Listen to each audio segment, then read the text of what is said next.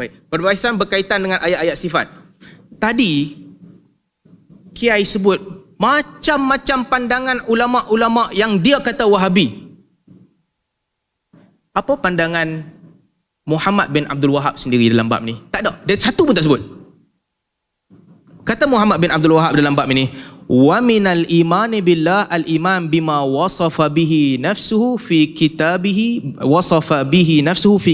ala lisani Rasulillah sallallahu alaihi wasallam min ghairi tahrif wala ta'til bal a'taqidu anna Allah laysa kamithlihi syai' wa huwa as-sami'ul basir fala anfi anhu ma wasafa bihi nafsuhu wala uharrif al-kalam an mawadhi'ihi wala ulhid atau alhad fi asma'ihi wa ayatihi wala ukayyif wala umathil sifatahu wa ta'ala bi sifati khalqihi li'annahu ta'ala la samiyya lahu wala kufuwa lahu wala nidda lahu wala yuqasu bi khalqihi fa innahu subhanahu a'lam bi nafsihi.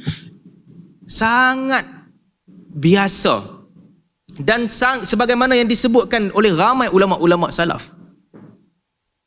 Ini pandangan peribadi dia sendiri. Nak sesatkan seseorang, rujuklah pandangan dia sendiri. Dia sebut dia ada kashfus syubhat, Durasani yang menghimpunkan perkataan dia. Itu semua tak bawa. Pergi bawa, tuan-tuan, ekstremis dalam semua aliran ni ada. Yang tersasar dalam semua aliran ni ada. Sahabat-sahabat kita di sana pun tak setuju dengan Ahbash. Tapi adilkah saya kalau saya ambil perkataan ulama-ulama Ahbash sebagai contohnya dan saya kata ini menunjukkan bahawa Aswaja salah? Tak adil lah. Nak rujuk kepada imam kalau perkataannya ada, ataupun otoriti-otoriti yang besar kalau ungkapannya ada, tapi ini tak rujuk langsung imam dalam aliran itu. Seterusnya, baik, berkaitan dengan sifat, saya akan panjangkan lagi dalam sesi kedua nanti perbahasan panjang yang disebutkan oleh Kiai tadi. Antara perkara yang dua perkara penting sifat Allah Subhanahu wa taala. Apabila kita bincang tentang sifat Allah Subhanahu wa taala, banyak yang disebutkan oleh Kiai. Saya nak sentuh beberapa perkara. Satu tentang kaifa majhul. Kata Kiai, Imam Malik tak kata kaifa majhul. Imam Malik kata kaif ghair ma'qul. Al-istiwa maklum, kami tahu makna istiwa, tetapi kaifa, bagaimana istiwa itu adalah ghair ma'qul, tidak diketahui, bukan majhul. Ghair ma'qul bukan majhul. Kerana apa? Kerana nak menekankan, nak insist bahawa Imam Malik kata tak ada kaif. Kononnya nak tekankan tak ada kaif. Tapi perasan tak, yang kata kaifa majhul itu guru kepada Imam Malik, Rabi'atul Ra'yi. Dan ramai orang yang menakalkan ungkapan Malik dan Rabi'ah, mereka letak dalam satu bakul, termasuk Ibn Hajar Al-Haytami. Artinya, apabila Imam Malik kata kaifa ghair ma'qul, bukan bererti ma'dum, bukan bererti tak ada kaif bagi sifat Allah, tapi kita tak tahu. Dan demikianlah cara untuk memahami perkataan-perkataan ulama salaf berkaitan dengan sifat Allah Subhanahu wa taala. Antaranya, kalau saya boleh bawakan beberapa contoh sahaja. Ini kata Az-Zahabi, okey? Ini kata Az-Zahabi. Tadi dikut daripada Az-Zahabi dalam Al-Ulul Aliyyil Ghaffar, wa maqal mutaakhiril mutakallimin anna Allah laysa fis sama' wala 'alal 'arsy wala 'alas sama' wala fil ard wala dakhilal 'alam wala kharijal 'alam wala huwa ba'in an khalqihi wala muttasil bihim. Wa qalu jami'an hadhihi al-asya' sifatul ajsam wallahu munazzahun 'anil ajsam. Az-Zahabi kata, tadi dibawakan Az-Zahabi, ini Az-Zahabi kata, adapun perkataan mutaakhirin, mutakallimin yang katakan Allah tidak di langit, tidak di atas arash, tidak di atas langit, tidak di bumi, tidak di dalam, tidak di luar alam, tidaklah terpisah daripada makhluknya dan tidak juga bercantum dengan makhluknya. Semua tidak. Ini pegangan Asy'ariyah, nafikan semua. Sebab kata kalau isbat, artinya kita isbat Allah itu sama seperti jisim. Jadi nak bagi tak sama dengan jisim, Allah tak boleh di dalam alam, di luar alam pun tak boleh, di atas alam pun tak boleh, di dalam alam pun tak boleh, bersentuh pun tak boleh, berpisah pun tak boleh. Kata Imam Az-Zahabi, fa inna hadhihi sulub nu'ud ma'dum wala naqulu biqaulikum fa inna hadhihi sulub nu'utul ma'dum ta'ala Allahu jalla jalalahu 'anil adam. Kerana Imam Zahabi kata kami tak pegang pandangan ni. Sebab kalau kami pegang pandangan ni, ini adalah sifat-sifat sesuatu yang tak wujud. Saya bukan nak bantah akidah tu. Pada saya berbeza, tak ada masalah, kita berbeza. Tapi ada kritikan. Kena faham bahawa ada ulama telah memberikan kritikan. Janganlah kita ambil dan kita menganggap bahawa seolah-olah orang yang tak sama dengan kita tu kafir dan teruk betul. Tuan-tuan boleh lihat apabila mentafsirkan perkataan Fir'aun, inni la'adhunnuhu kadhiba, inni la'adhunnuhu minal kadhibin. Fir'aun kata kepada Musa, aku anggap Musa tipu.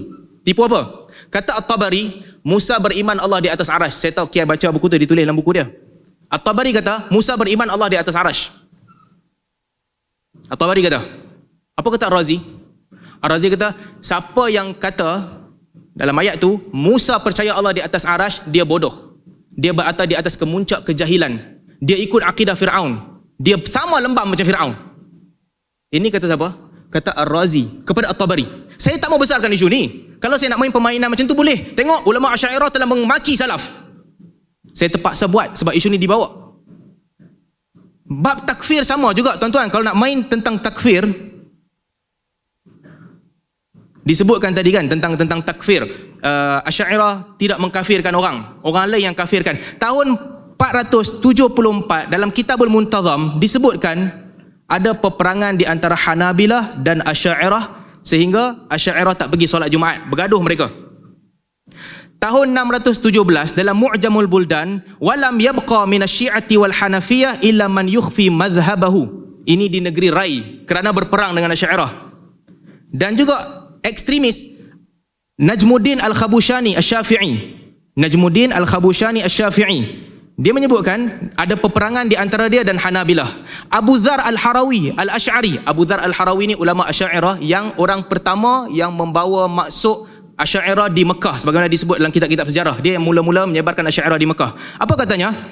Katanya dia telah mengkafirkan, ini dalam Al-Muntazam oleh Ibnu Jauzi, kana ya'taqid kufr muhaddits Ibnu Battah, telah mengkafirkan Ibnu Battah. Abu Bakar Bakri Al-Maghribi, apa yang dia buat? Kana mimma qalahu innahu madaha Ahmad bin Hanbal thumma, dia mengatakan maka kafara Sulaiman walakinna syayatin kafaru. Pengikut Ahmad bin Hanbal semua kafir. Dan list ini panjang kalau nak go through. Apa yang saya nak sampaikan, takfir berlaku dalam semua mazhab. Jangan salahkan satu mazhab. Katanya Wahabi ni senang kafirkan orang. Sebab itu dia terkeluar pada Ahlussunnah wal Jamaah. Itu poin pertama. Tuan-tuan, saya berat hati nak bawakan idea ni, tapi saya terpaksa katakan. Pada pandangan Asy'ariyah, sesuatu makhluk tak ada kuwah tabi'iyah yang diberikan oleh Allah. Allah tak bagi kuwah, kuasa kepada sesuatu makhluk. Allah tak bagi. Allah tak bagi kuasa untuk api membakar. Allah tak bagi kuasa untuk ais menyejukkan. Tak. Yang berlaku hanyalah ada api, akan biasanya ada kebakaran. Ada ais, biasanya akan jadi sejuk. Bila-bila boleh ditarik. Sesiapa yang percaya bahawa Allah bagi kuasa untuk membakar kepada api, ini majoriti orang, semua orang, saya rasa orang Asy'ariyah di sini pun sama, semua percaya Allah bagi pada api sifat dan kuasa untuk membakar. Allah bagi. Dan Allah boleh tarik bila Allah nak tarik dalam hal mukjizat. Sesiapa yang percaya begitu, kata Al-Bajuri, sama ada dia kafir ataupun dia fasik. Saya boleh buat macam ni. Kalau nak buat, boleh buat. Tetapi kita akan membawa ke mana? Belah sini kafir kan belah sana, kata belah sana mudah takfir. Belah sana kata belah sini mudah takfir. Akhirnya nak bawa ke mana? Al-Imam Syirazi rahimahullah menyebutkan siapa yang tidak beriman dengan akidah yang disusun oleh Abu Hasan Al-Asy'ari, dia kafir. Saya berat, saya tak tulis benda ni. Sebab saya tak nak bawa. Tapi bila bercakap dengan orang, dia melemparkan perkataan seolah-olah dia berada di dalam satu mazhab yang suci. Saya terpaksa.